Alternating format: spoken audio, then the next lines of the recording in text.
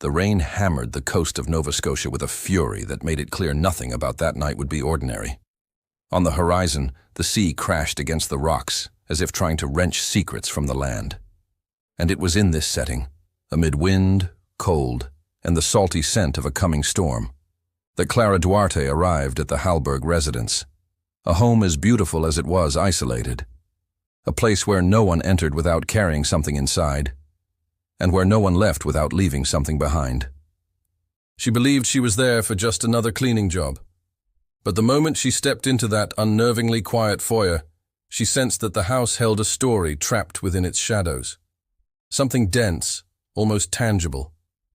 As if the very air were waiting for a witness, or for someone capable of reigniting what had been extinguished.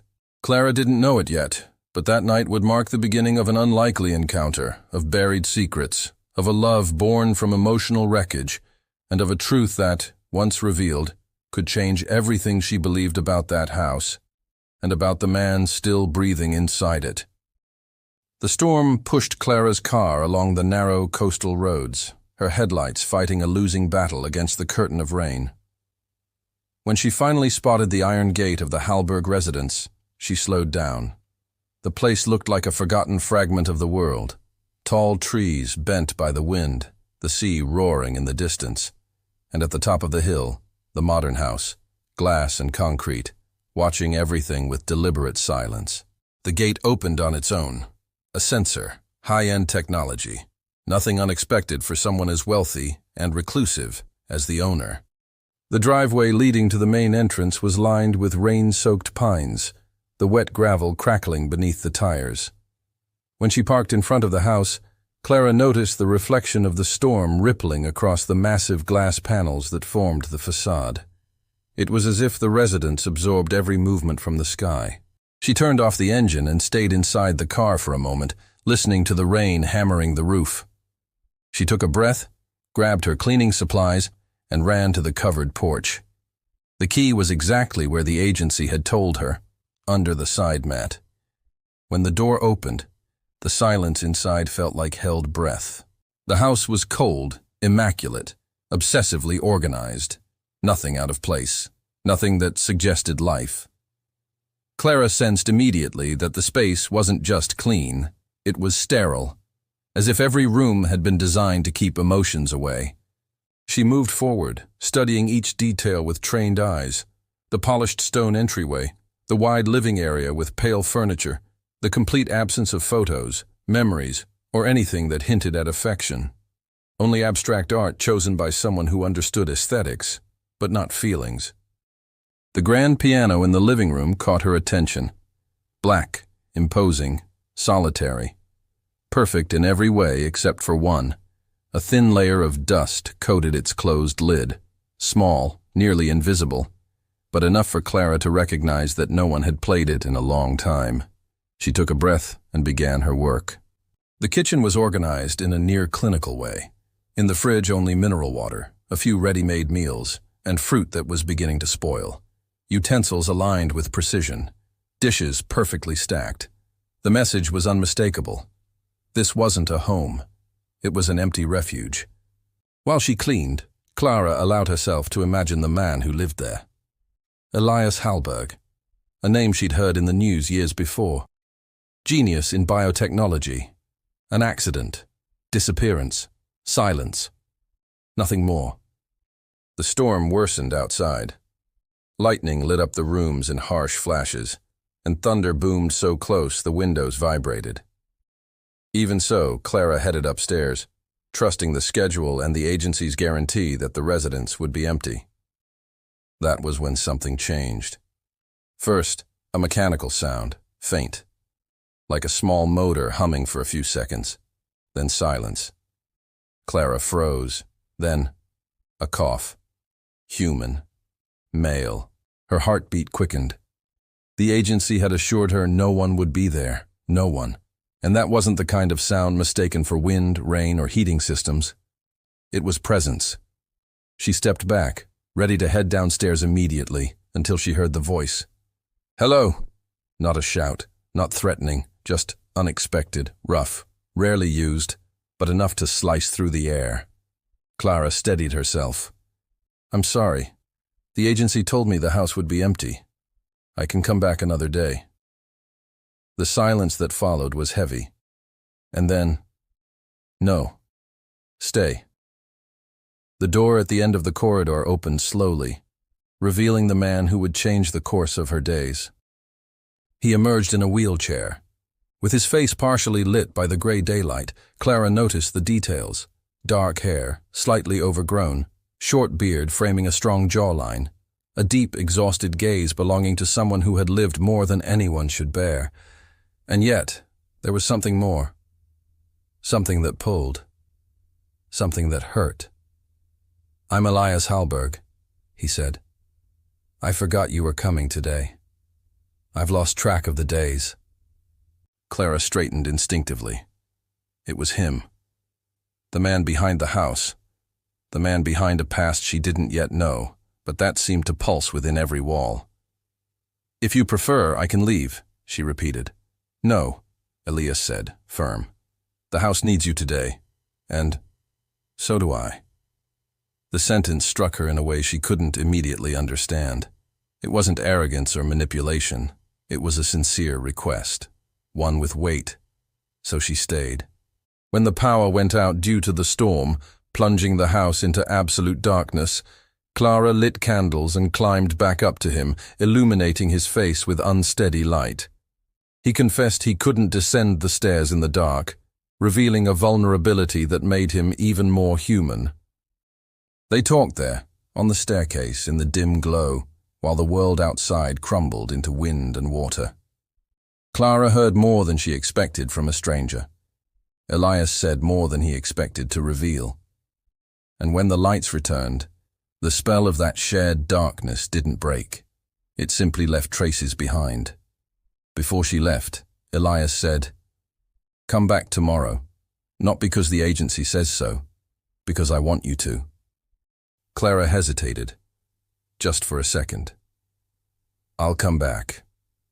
And as she descended the stairs, she realized that the house, once lifeless, was breathing differently. Something had shifted. Something had begun. And neither she nor Elias was prepared for how much their lives were about to change. The storm still battered the coast of Nova Scotia, but inside the Hallberg residence, the darkness felt less absolute with the candles casting small circles of light.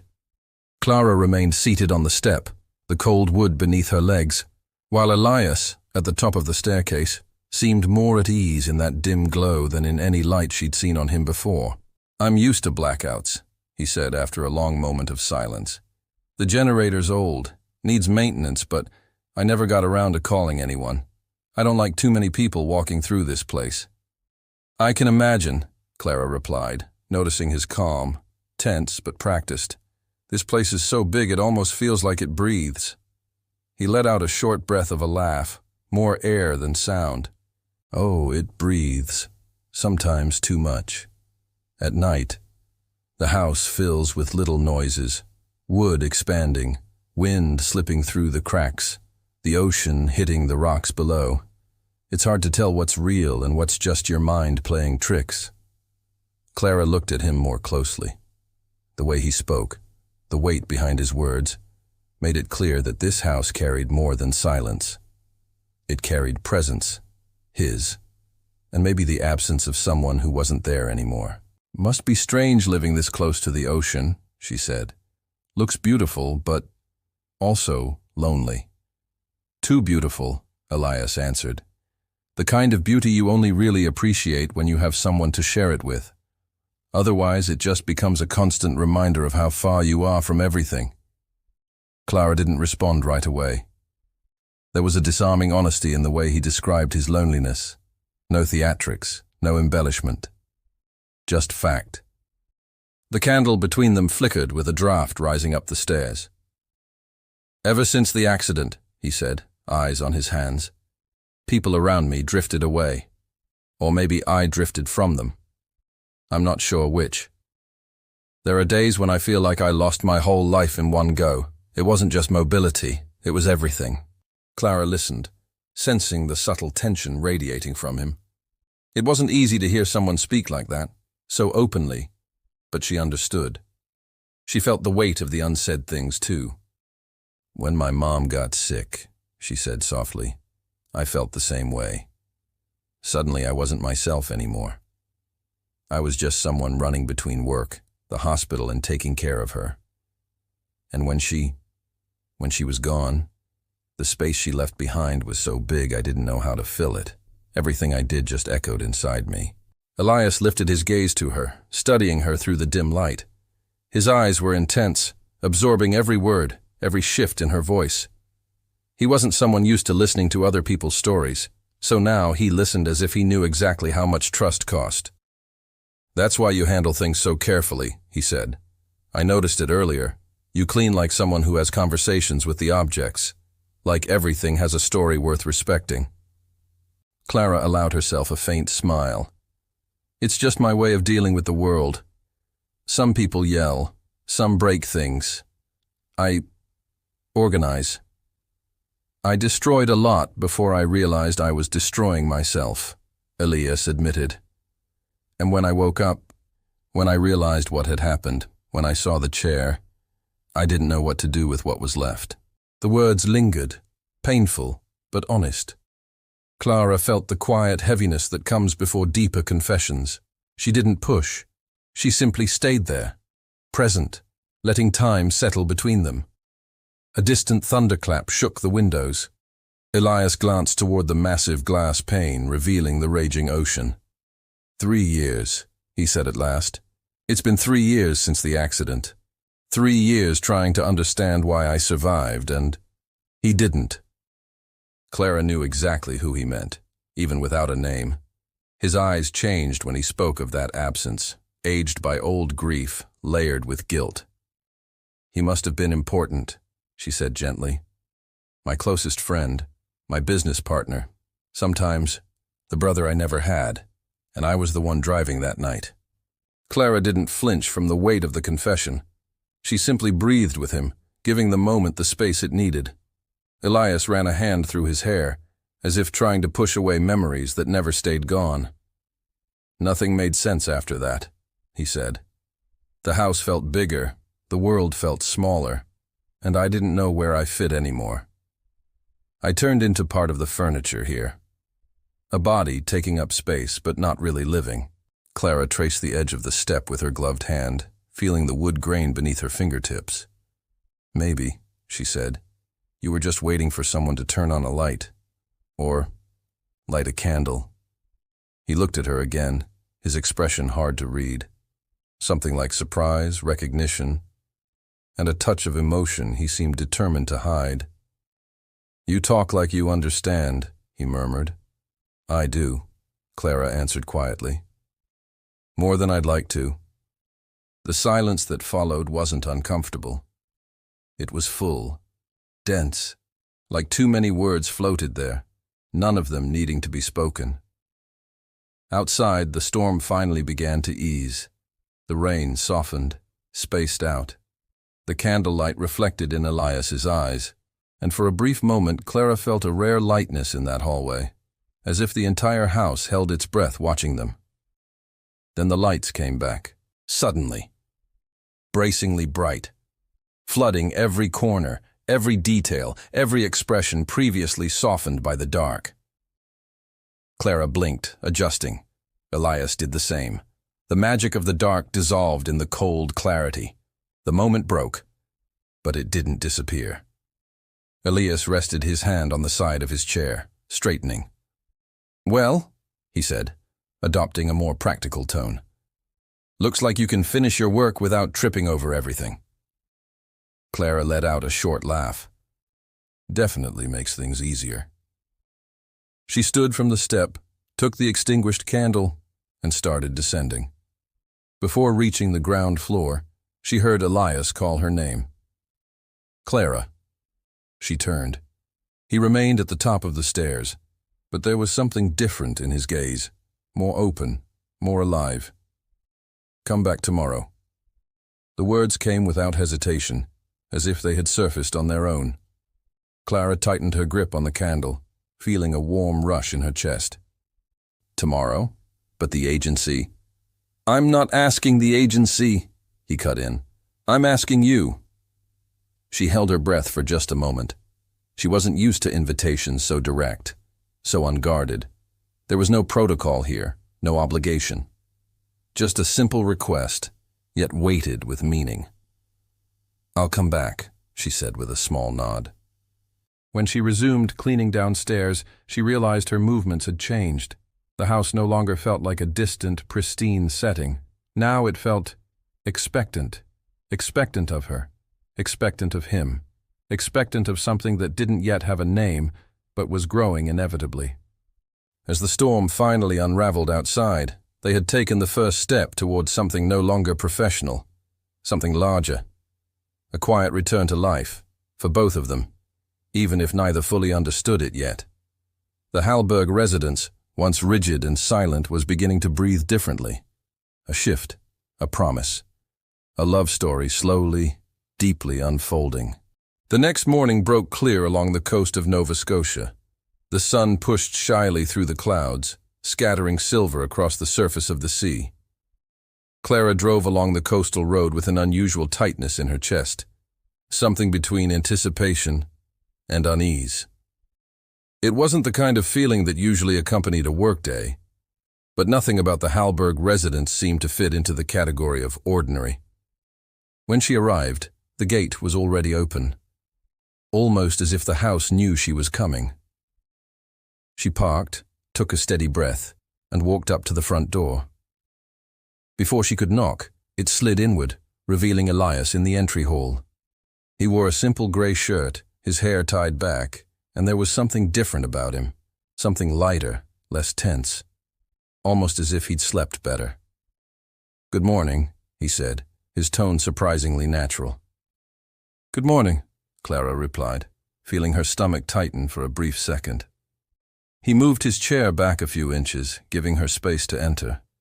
The house seemed brighter, not just from the morning light, but from something less tangible, as if the silence itself had changed texture. "I made coffee," Elias said, nodding toward the kitchen. "I wasn't sure how you take it, so I kept it simple." Clara froze for a moment. It wasn't part of her job, but it didn't feel like a formal social invitation either. It was somewhere in between, a small, everyday gesture from someone who seemed to have forgotten what ordinary moments felt like. "I'd love some," she said with a soft smile. "Thank you." They walked together to the kitchen. The aroma of freshly brewed coffee filled the room with a quiet warmth. Clara's mug was placed carefully on the counter beside another that was clearly Elias's. They drank in silence, not the heavy silence from the day before, but a shared, comfortable one. "You know," Elias said, looking out the window, "I'd forgotten how the morning light hits this place. I kept the curtains closed for months." "Light changes everything," Clara said. "Even the way we breathe." He turned to her again, and she felt that steady, searching gaze of his, the one that always seemed to see more than it should. "Since yesterday, the house feels different," he said. "Better, like it's being lived in again." Clara set her mug down gently. "Houses notice when someone pays attention to them," she said. "People do too." For a moment, Elias's breath shifted, a subtle change, but precise, as if something inside him had just been touched. Clara's work that day was less about cleaning and more about reorganizing life. She opened curtains that had been closed for months, cracked the windows to let in fresh air, adjusted a few things here and there, a plant that needed sunlight, a forgotten book that belonged on a lower shelf, a folded throw that made more sense draped over a chair. Small changes, but they reshaped the atmosphere. Elias followed her movements quietly, sometimes watching from a distance, sometimes drawing closer, always attentive. At one point, Clara approached the piano. She wiped its surface and, without thinking too much, lifted the lid. The keys gleamed. Perfect. Waiting. Longing. "How long has it been since you played?" she asked. Elias approached slowly, his expression a mix of longing and resistance. "About 2.5 years," he said. After the accident, everything sounded hollow. I played, but the music didn't hear me anymore. Clara sat gently on the bench, running her fingers across the keys without pressing them. Sometimes music just needs a different audience to come back. He stopped beside her, and Clara felt his presence before she saw it. There was something about Elias that didn't match the public image of a biotech genius. He was more human, more vulnerable, more intriguing than any article had ever implied. "Try," she said, looking up at him. He hesitated, then brought his hands toward the keys. The tendons in his arms tensed, his fingers trembled, barely noticeable. Then he pressed the first note, a single note, pure, soft as velvet. Then another and another. The melody that formed was simple, hesitant, but full of restrained emotion. Clara stayed perfectly still, feeling each vibration move through the air and touch her skin. When he finished, a new tension settled in the room. Not sorrow, not pain, a desire to keep going. "That was beautiful," Clara said, entirely sincere. "It was honest," Elias corrected. "I think that's the first honest note I've played in years." Clara smiled. He smiled too, soft, almost shy. And then it happened. A touch. Barely there, almost accidental. The back of his hand brushed hers, still resting on the bench. Clara didn't pull away. Elias didn't either. For a moment they stayed like that, skin against skin, breath suspended, silence charged with something new and dangerous. The touch lingered, slow, intentional, as if both had silently decided not to pretend. Clara's first instinct was to step back. Professionalism, boundaries, logic. But none of it held against the warm, startling sensation rising through her arm. Elias dipped his head slightly, leaning closer. It was such a subtle movement, but Clara felt it, the air between them thickening, turning intimate. It wasn't a kiss, not yet, but it was the almost kiss that ignited everything else. Clara stood slowly, breaking the tension before it became inevitable. "I should get back to cleaning," she said, voice low. "Of course," Elias replied, just as softly, watching her as if trying to memorize every detail. She walked out, leaving him at the piano, breathing deeper than before. The rest of the morning unfolded smoothly, but the air hummed with something electric. Every time Clara passed through a room where Elias was, she felt his gaze following her. Steady, quiet, not intrusive, not inappropriate. Just the attention of someone who had just woken up to the world again. When her shift ended, she put her supplies away, washed her hands, and headed toward the exit. Elias followed her to the entryway. "Tomorrow. Will you come back?" he asked, his calm voice barely masking the expectation underneath. Clara met his eyes and felt a flicker of something like a shiver, not fear, but recognition. "I'll come back," she said, "if you want me to." His expression softened, and the answer came without pause. "I do." Clara opened the door, ready to leave, when she felt Elias's hand on her arm, a warm, firm, deliberate touch. She turned. And then it finally happened. He pulled her gently. Clara stepped closer. His face hovered just inches from hers. His scent, clean, subtle, like soft soap and cold wood, wrapped around the moment. His fingers on her wrist felt like a question. Clara answered before she could think. She leaned in, pressed her lips to his. A slow kiss. Warm. Deep. The kind of kiss that wasn't planned, wasn't logical, wasn't allowed, yet felt inevitable. The kind that changes the temperature of an entire room. When they broke apart, Clara struggled to breathe. "I'll see you tomorrow," she whispered. And she left, the taste of him still on her lips, knowing she had crossed a line she had no intention of undoing. Elias stayed at the doorway, watching the distant remains of the storm, feeling his heart beat in a way it hadn't in years. The romance had finally begun, and the house felt unmistakably alive. The next day arrived under a restless sky, thick with heavy clouds that hinted at another shift in the weather. Clara drove toward the Hallberg residence with her heart racing from what had happened. The kiss, the touch, the way Elias had held her, every detail marking the beginning of something that already felt inevitable.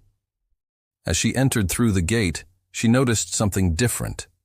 A car she didn't recognize was parked off to the side, dark, expensive, windows tinted. A strange tightness formed in her stomach. When she knocked on the door, she didn't have to wait. Elias opened it almost immediately. He was dressed more formally than the past few days, crisp shirt, hair neatly tied back, posture alert. But something was wrong in his eyes. A clear sign of tension. "Are you okay?" Clara asked, stepping inside slowly. "I'm fine," he answered, though his voice carried a weight that hadn't been there before. "I'm just not alone." Clara followed his gaze into the living room.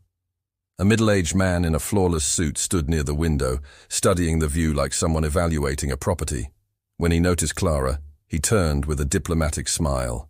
"You must be Clara Duarte," he said, approaching with controlled, measured steps. "I'm Dr. Magnus Hale. Pleasure to meet you." Clara shook his hand out of courtesy, but the cold, firm grip immediately set her on alert. "We've worked together before," Elias explained, keeping some distance. "He specializes in neuroregeneration.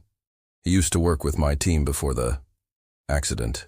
There was something in Elias's tone, something uneasy, as if this presence had entered the house without a real invitation. "I came because the results from the new treatment are remarkable," Dr. Hale said. "And I still believe Elias should consider joining the trial. The protocol is progressing, and the investors still see you as the key piece, Elias." Clara saw how Elias stiffened at that. "I said I don't want my name attached to anything," Elias replied sharply. "Not after what happened." Dr. Hale exhaled dramatically, the sigh of someone used to controlling conversations. "You can't hide forever," he said, his tone hardening. Clara remained silent. The two men were clearly having an old conversation, one with invisible layers. "Excuse me," she said, instinctively stepping back to give them space. But before she could move, Hale turned his focus on her, analyzing, assessing. "How long have you been working here?" he asked, his voice coated in false politeness. "That's irrelevant," Elias replied before Clara could speak. "She's here because I want her here." Hale raised an eyebrow, clearly noting the tension between them. "I see," he murmured, as if filing that observation away for later. Clara felt strangely exposed, like the man could see more than he should. The way he looked at Elias carried a complex mix: scientific interest, personal ambition, and something even darker. "I'm not staying," Elias said firmly. "You've made your point. If you want a formal meeting, talk to my attorney." Hale smiled, the smile of someone who expected that answer. "The accident didn't happen by chance, Elias," he said quietly. "And you know that. You can't keep ignoring it." The air changed. Clara felt every muscle in her body tense. Elias stared at Hale as if he'd been punched. "Get out," Elias said, unable to hide his discomfort. "Now."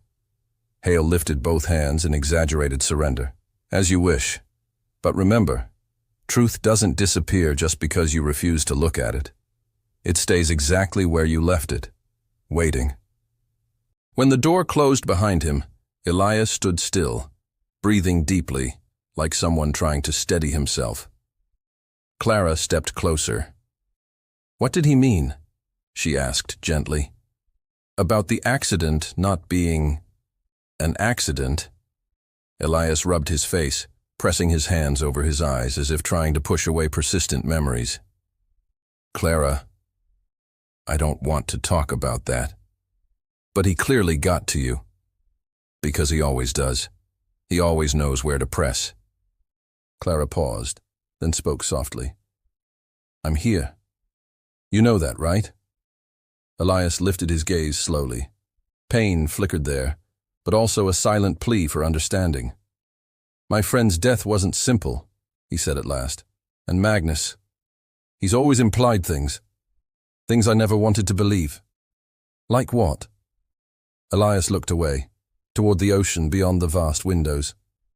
"Like the possibility that someone caused the crash, or manipulated data, or, worse, that someone on my own team was involved."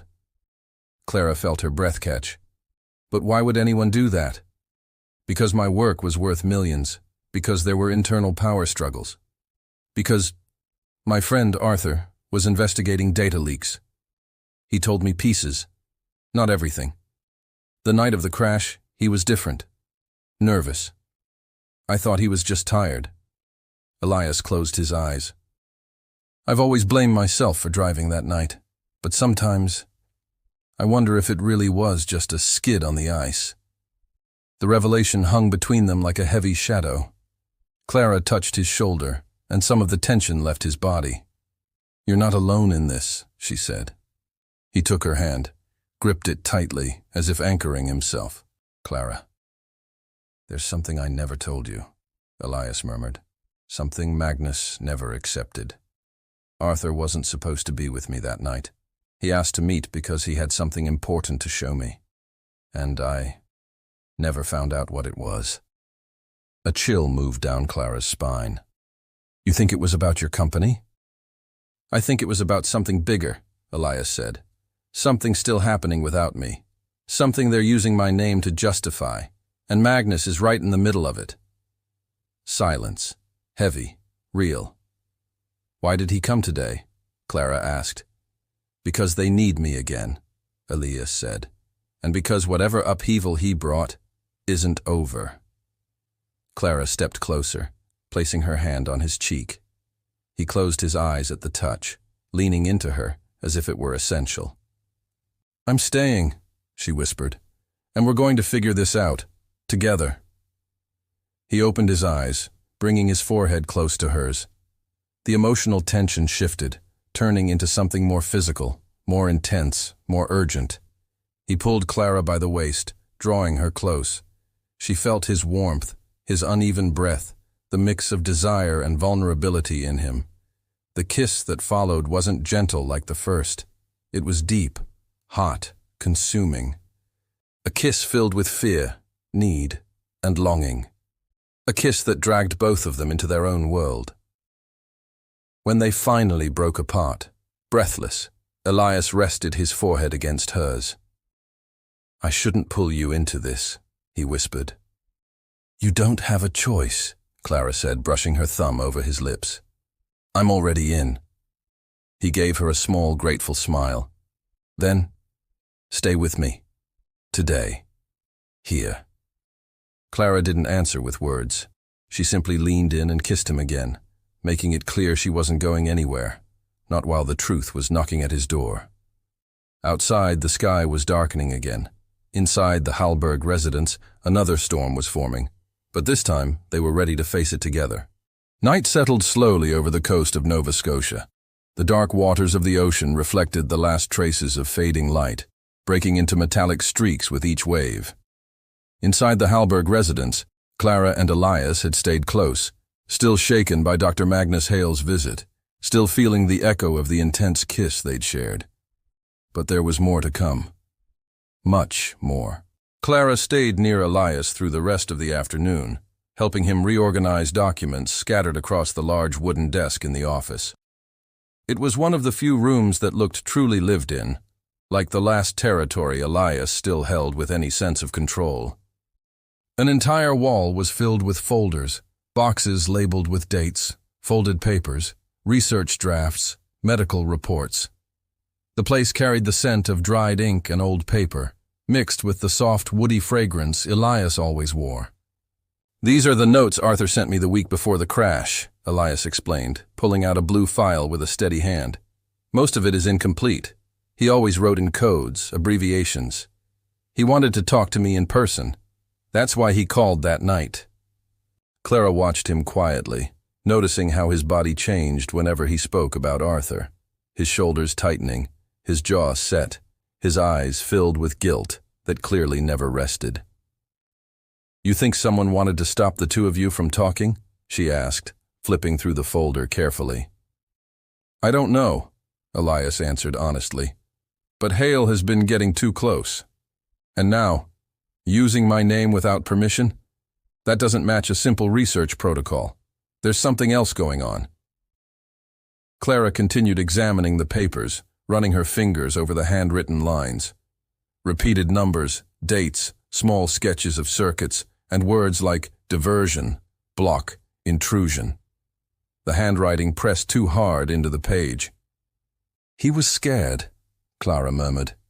You can feel it in the notes. Elias nodded faintly. Arthur was meticulous. He would never use complex codes unless he had to. He told me someone on our team was sabotaging the research, but I never imagined. He exhaled. I never imagined it was this serious. Clara pulled out a specific sheet, a circular drawing scribbled in a rush with a short note beside it. External backup. Safeguard critical data. Don't trust Hale.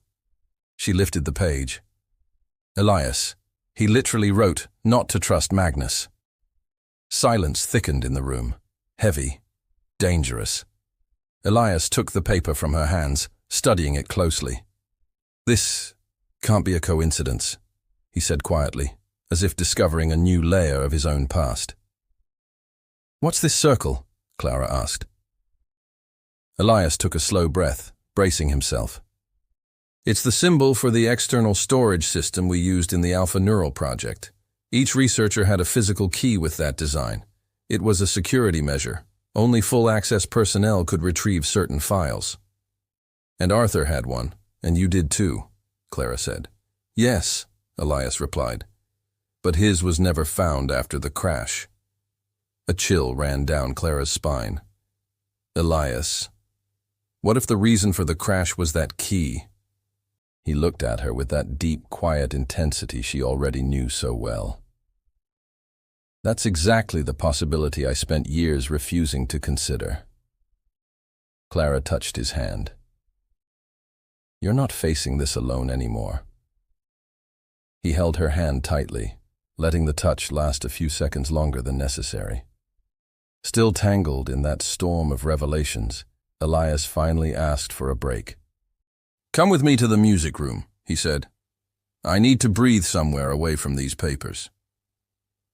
Clara pushed his chair gently toward the piano. The room was lit only by the soft glow of recessed lights. The ocean behind the glass looked like a sheet of ink. Elias ran his hand along the polished edge of the instrument. When Arthur died, I stopped playing, he confessed. Music was something we shared when we worked late. We'd laugh at off-key notes, improvise terrible melodies. After, any sound that came out of the piano felt like it was mocking me. Clara sat beside him on the bench, turned partly toward him. You played today, she reminded him. He looked at her. Because you were listening. A silence full of meaning fell between them. Clara leaned in, trailing her fingers along the line of his jaw. Elias leaned instinctively toward the touch, closing his eyes. She traced his skin gently, without hurry, and he breathed deeply, as if the gesture eased an old burden inside him. Clara, he murmured, opening his eyes. What are you doing to me? She didn't answer with words. She slid her hand to the back of his neck and pulled him closer. The kiss that followed was even deeper than the last. Elias gripped her waist firmly, drawing her to him. Clara felt his breath quicken, felt his body respond to hers like he was reconnecting with a part of himself he thought he'd lost. Heat built between them, urgent, emotional, consuming. Clara's hands explored his face, his shoulders, his neck. Elias held her with a mix of desire and need. But just when Clara felt her breath falter, Elias pulled back slightly, pressing his forehead to hers. I don't want to stop, he said, voice rough. But I don't want this to happen because of pain. I want it because you want it. You and me. Whole. Clara cupped his face in both hands. Elias, I want you. Now, before, and tomorrow too. He smiled, a smile full of relief. But that moment wasn't about passion alone. It was about choice, courage, connection. They embraced tightly, their bodies fitting together like two pieces finally reunited. Later, as Clara helped Elias reorganize the office again, she noticed a smaller folder tucked behind the others, its label nearly faded. "What's this?" she asked. Elias frowned. "I don't remember that one." Clara opened it carefully. Inside was a flash drive bearing the same circular symbol as Arthur's missing key. They stared at each other. "Elias, this was here the whole time." He picked up the device, his hand trembling. "No, I never put this here." "Then someone else did," Clara said, "and recently." Elias's eyes widened. "This changes everything." Clara steadied her breath. "What now?" Elias closed his hand around the folder. "Now, we find out what's on it." Clara stepped closer, holding his face firmly. "I'm with you." Elias pulled her into a long, deep embrace, his heart racing. "Clara, I've never had someone stand by me like this." She smiled against his shoulder. "Get used to it. I'm not going anywhere." The turning point was clear. The pieces were falling into place. And for the first time, Elias wasn't running. He was ready to face the truth, with her beside him. Morning broke quietly along the coast of Nova Scotia, as if the ocean itself were waiting for what Elias and Clara were about to uncover. The Hallberg residence, once accustomed to emptiness, now seemed to hum with restrained anticipation. Clara brewed coffee while Elias positioned the mysterious flash drive in his laptop, the device that had appeared hidden in the office, marked with the symbol from the old project. The soft click of the connection echoed through the room. Clara stood behind him, her hand resting on his shoulder. Elias felt her touch and drew a slow breath before opening the main folder. The files loaded gradually. Spreadsheets, documents, code, medical reports labeled with recent dates, and one folder titled, "Arthur, Last Backup." "He managed to save something," Elias murmured, "even knowing the risk." Clara tightened her hand on his shoulder, urging him to keep going. Elias opened the first file. Arthur's face appeared on the screen, captured in a shaky, urgent video. The sound crackled, the lighting was harsh, but the voice, breathless, tense, determined, was undeniably his.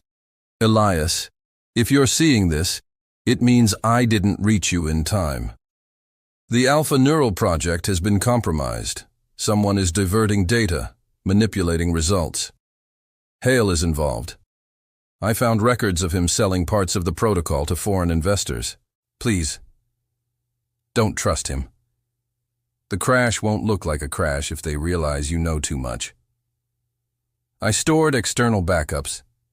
If something happens to me, continue the work, but do it right. Promise me you'll live. Promise you'll get out of the darkness." The recording cut off abruptly.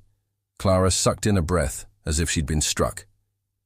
Elias remained still, eyes locked on the screen, his face hardening under the weight of brutal confirmation. "He knew," Elias whispered. "He tried to warn me." Clara knelt beside his chair and took his hands. "Elias, you weren't responsible. You tried to meet him. You were there because you trusted each other. But if I'd understood earlier, if I'd gone there knowing—" "No," Clara cut in, firm. "You didn't change the past, but now you have the truth. Something you've been chasing for years without even realizing it." Elias's shoulders sagged, as if a piece of his world had finally collapsed, and paradoxically, freed him. Clara wrapped her arms around him. Elias leaned into her neck, breathing deeply, as if he needed that touch to stay whole. When they pulled back, Clara spoke gently. "What do you want to do now?" Elias looked at the screen, then back at her. "Live," he said. "For the first time since the crash. I actually want to live." Clara smiled, a smile that lit half the room. "Then let's start where we can start." She suggested calling his attorney. Elias agreed and made the call. Hale would be investigated, and Elias's technology would finally be protected. The truth now had space to exist without fear. But in that moment, with sunlight warming the wide windows and Clara by his side, Elias realized there was something else he could do. "There's something I want to show you," he said. Clara followed him to the music room. The piano waited, silent, imposing, patient. Elias placed his hands on the keys. "You gave this back to me," he said. "The music, the courage, the desire to try." He played the first note, then another. A melody emerged, soft, emotional, unguarded, imperfect, hesitant, real. Clara sat beside him. Elias kept playing, smiling without pausing. And when the moment felt right, she placed her hand on the keys too, adding simple chords that completed the tune. They didn't know how to play together, but they learned within seconds. When they finished, Elias turned to her. "You look beautiful when you play," he said, his voice low, intimate. Clara laughed softly, leaning toward him, and then he kissed her. This time there was no urgency, no fear, just love. A deep, warm kiss filled with intention and promise. His hand traced her jaw, then her neck, then her waist. Clara leaned closer, their bodies aligned, her breath mingling with his. It was a long kiss, unbroken. The kind that seals what both already know but hadn't dared say aloud. They loved each other. The weeks that followed brought real, tangible change. Elias began the experimental treatment, no longer pressured, no longer emotionally cornered by Hale, but by choice. The first results were promising. More sensation in his feet, more control in his legs, a slow but steady ability to stand. Clara was always at his side, encouraging him, caring for him, making him laugh on hard days, calming him during sleepless nights. And he was there for her too, supporting her doubts, her fears, her longing to finally belong somewhere. They cooked together, slept together, shared quiet moments, and each small gesture cemented a bond that couldn't be undone. One morning, near the end of spring, Clara entered the music room and found Elias standing, without support, both hands resting on the piano. He trembled slightly, but he was steady. "How long?" she asked, overwhelmed. "Long enough to wait for you to get here," he said with a faint smile. Clara covered her mouth, tears already gathering. "Elias, this is incredible." "It's not just my progress," he said. "It's ours." Then he pulled something from his pocket, a small box. Clara's heart raced. "I can't kneel," Elias said, voice thick with emotion. "But I can still ask." He opened the box. "Clara Duarte, my unexpected miracle. Will you marry me?" Her tears came before the words. "Of course," she said, laughing and crying. "Yes, yes." With trembling hands, he slipped the ring onto her finger. She kissed him, slow at first, then deeper, until he pulled her tightly against him, firm, steady, passionately in love. There, with the sea shining outside and the piano as their silent witness, two lives marked by pain found a new beginning. The wedding happened months later, in a small ceremony on the terrace of the Hallberg residence, now more alive than ever. Close friends, a few of Elias's colleagues, and the attorney who helped close the Hale case for good. The atmosphere was simple, intimate, full of stories carried in quiet glances. Elias stood for his vows, not out of bravado, but out of triumph, out of love. Clara walked toward him with the breeze tugging at her hair. He smiled as if he were seeing the world for the first time. "You saved me," Elias said, holding her hands. "We saved each other," she replied. And that evening, as the sun sank into the sea, they sealed their new life with a kiss that held everything they'd lived. Fear, loss, courage, discovery, tenderness, and a mature, steady, profound passion. A love that wasn't perfect, but true. A love that healed. The kind of love that teaches two wounded souls how to live again. Inside the Hallberg residence, now their home, 2 cups of coffee waited on the table. The piano still held the melody they played that morning. Outside, the horizon stretched with the promise of new days. And beside Clara, Elias smiled without fear of the future. Because at last he had someone to share it with. Together, they had found their way back to life. And so ends the story of Clara and Elias, 2 fractured lives that found in each other a path back to what truly matters. If you made it this far, take a breath. And remember, sometimes it's in the most unlikely places that love decides to be reborn. If you enjoyed this emotional journey, subscribe to the channel. Here, stories like this, filled with new beginnings, intense feelings, and secrets that change destinies, come to life every week. And in the next video, well, you may find another unexpected meeting, another mysterious house, or perhaps another love bold enough to challenge the past. I'll be waiting for you there.